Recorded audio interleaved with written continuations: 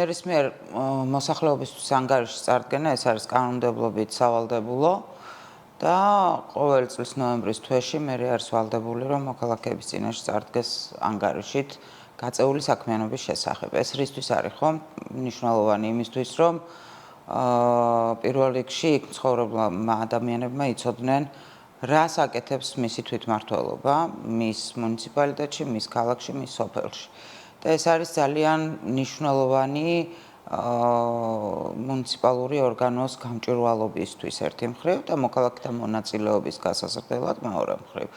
თუმცა მხოლოდ ანგარიშის ჩაბარება არაფერია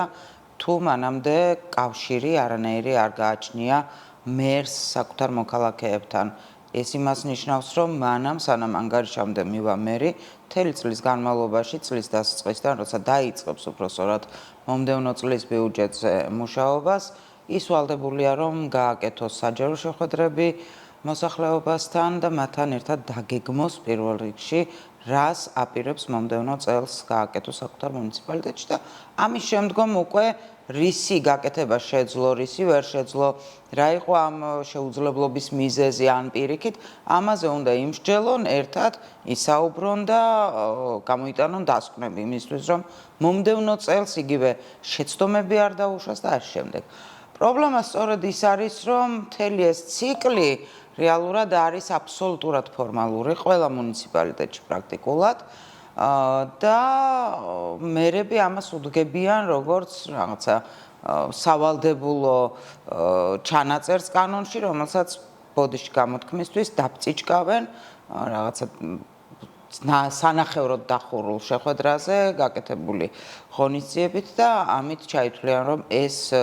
ანგარიშის წარდგენა მოხდა. რეალურად ვინ ესწრება ხოლმე ასეთ ანგარიშების წარდგენას, ხო? პირველ რიგში საჯარო მოხელეები ისევ და მოქალაქეები, რომლებიც რეალურად არიან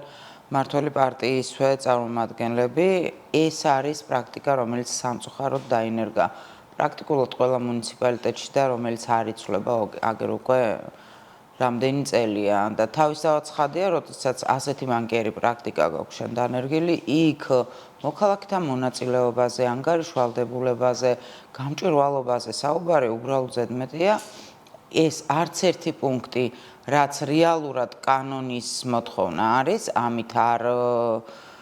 კმაყოფილდება და კანონში ეს ჩანაწერი გვაქვს სწორედ მოქალაქეთა მონაწილეობის თავში და სწორედ იმიტომ, რომ მოქალაქე უნდა იყოს აქტიური და მონაწილეობდეს საკუთარი საკითხების გადაწყვეტაში,